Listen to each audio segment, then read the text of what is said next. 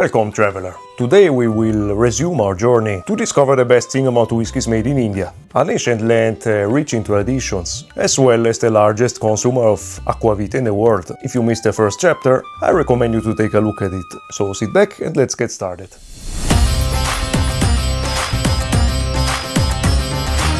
In the first video, we dedicated a short chapter to the history of whiskey in India, imported of course by the British guests. Before we begin with the presentations, however, in order to better appreciate what we are about to taste, I want to take a little dip into the past. We will talk about the ancient link between the peoples of this wonderful land of ritual drinks and the profound role they have played in Indian culture.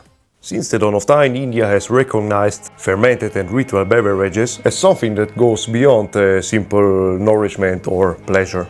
In many cases, drinking meant transforming oneself, approaching the divine, and transcending the boundaries of ordinary perception. The most ancient Vedic texts celebrate a legendary drink, soma, a mysterious sacred substance reserved for rituals and the gods. We don't know for certain what it was made of, nor whether it was actually alcoholic as we understand it today. What we do know, however, is its meaning. Soma was a means of communing with the sacred, of elevating the spirit and transcending the human condition. The Vedic texts also mention sura, a fermented drink made from grains, including barley. Unlike soma, however, sura was not considered a divine drink, but rather an earthly drink, linked to the social and ritual life of man. It was not distilled, but obtained through ancient fermentation processes, handed down over time. It was consumed during celebrations, offerings, and community gatherings,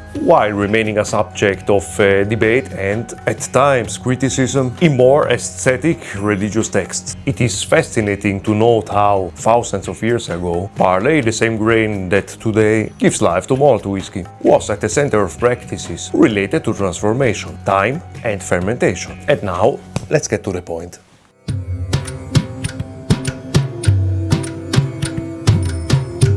The first stop on our journey takes us north to the state of Uttar Pradesh. Here, in the city of Rampur, we find a distillery of the same name. The owner is Radhiko Khaitan Limited, one of the largest producers of alcoholic beverages in India. Its portfolio is vast: vodka, gin, rum, brandy, and one of the most popular blended whiskies in the country, the 8 p.m. whiskey. Apparently in India, the right time to drink is precisely that, 8 in the evening, hence the name. Not wanting to miss out on anything, Radhiko Khaitan decided to enter the world of single malts, creating the Rampur line. I have to be honest, finding detailed information on the history of the distillery was not easy. The official website talks a lot about entrepreneurial vision and eco-sustainability, but little about the past and the tradition. And since I don't like to blindly rely on Wikipedia or AI, I prefer to stop here, avoiding telling you something inaccurate. Rampur's flagship product is Double Cask, a single malt matured in ex-bourbon casks with an elegant finish in ex-sherry casks. The result is a sweet, harmonious and very balanced whiskey, perfect for those who prefer delicate and refined profiles. The price is slightly higher than the basic expressions of other Indian distilleries, but it's definitely worth trying. Another particularly interesting expression, which I have not yet had the opportunity to taste, is Asava. In addition to ex-bourbon casks, it's also matured in ex-Indian Cabernet Sauvignon casks, a decidedly fascinating choice. As for the other editions, such as this one, the price range starts to rise quite sharply. In summary, Rampur is a highly regarded single malt internationally and enjoys an excellent reputation. Furthermore, being produced in a completely different region from Amrut and Paul John, its character and aromatic profile are bound to be different, and that's the beauty of whiskey.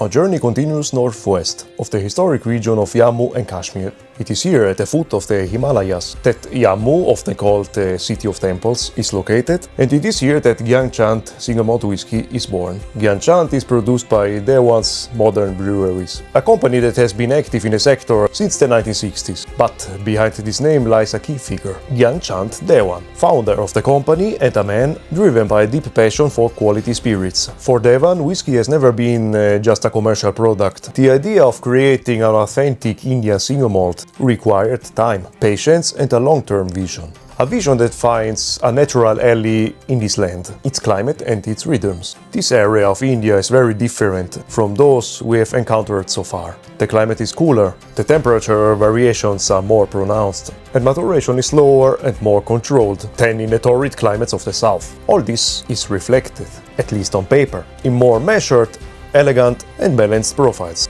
Among the most appreciated expressions is Gyanchand Adambara, if I pronounce it correctly, which has won important international awards, including the title of Best Indian Single Malt Whisky and Best Indian Whisky in 2025. These awards confirm once again the qualitative growth of Indian whisky on the global scene. Gyanchand's character is often described as smooth and refined, with fruity notes, citrus accents and light spicy nuances. A profile that stands out clearly from many more intense productions born in extreme climates. Unfortunately, we have not been able to find this whisky at the moment. Apparently there is still no importer for Europe. However, it remains one of those bottles that I hope to taste sooner or later. But our journey doesn't end here.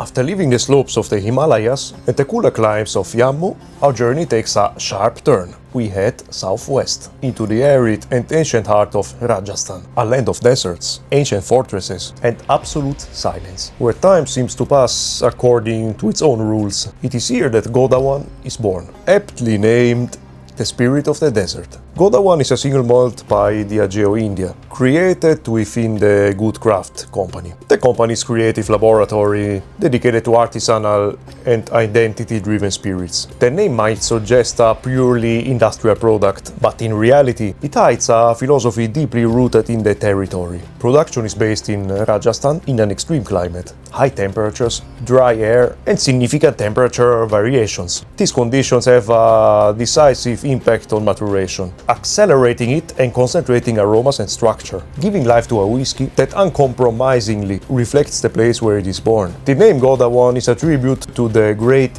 Indian bustard.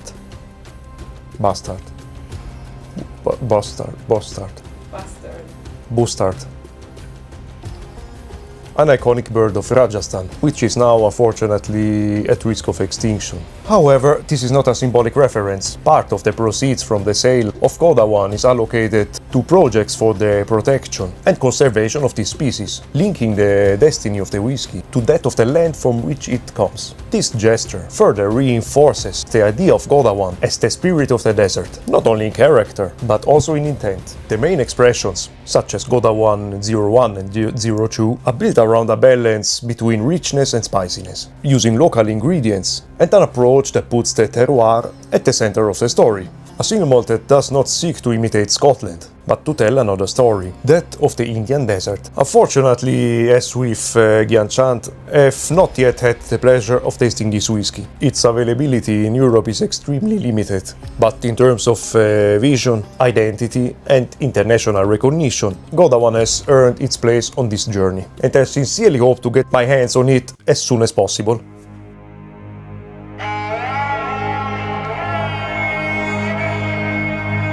After the absolute silence of Rajasthan desert, our journey takes one last turn. We leave behind the sand, the wind and the extreme heat and head north to the state of Haryana. Here the landscape changes once again. The arid expanses give way to cultivated fields, slow-flowing rivers and a land that has lived off agriculture, labor and patience for centuries. A place where time does not rush, but accompanies. It is in this context that Indri was born, a product of Piccadilly Agro Industries. This is the same distillery that created my beloved Kamet, to be clear. In this regard, there is a small update. At the time of the first video, Kamet was a project developed in cooperation with Peak Spirits and Madia Beverages. Today, however, it's exclusively owned by Piccadilly, as Miss Sharon Greval rightly pointed out to me some time ago. Thank you again, Sharon, and I apologize for my pronunciation. The name Indri was not chosen at random. In Sanskrit, the term refers to the Indriya, or senses, specifically the 5 senses, through which humans perceive the world, a concept that fits perfectly with the idea of whiskey, as a total sensory experience made up of aromas, flavors, touch, memory, and time. The distillery's basic expression is Trini, the first Indian single malt to be aged in 3 casks: ex-bourbon, ex-wine, and ex-PX sherry. I swear, this whiskey is unlike anything I have ever tasted. And it's not just me saying this, but also everyone I have let try it. The taste is reminiscent of candied fruit, almost like a Sicilian cassata, a typical dessert. It's a whiskey I love, partly because anytime I drink it, I taste home, truly divine. It's also available in a cask strength version called Dhru, which means wood in Sanskrit. And finally, Agneya, he who belongs to the fire, the distillery's repeated expression.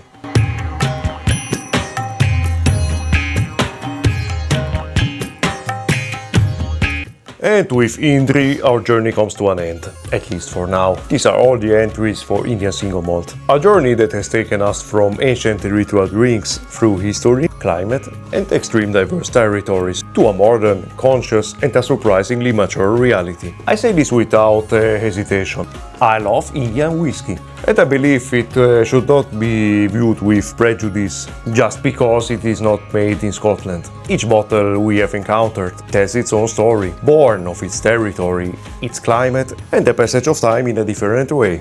It does not ask for comparison, but for attention. For now, the journey ends here. But knowing India, I'm sure this will not be the last chapter. Thank you for traveling with me. Namaste.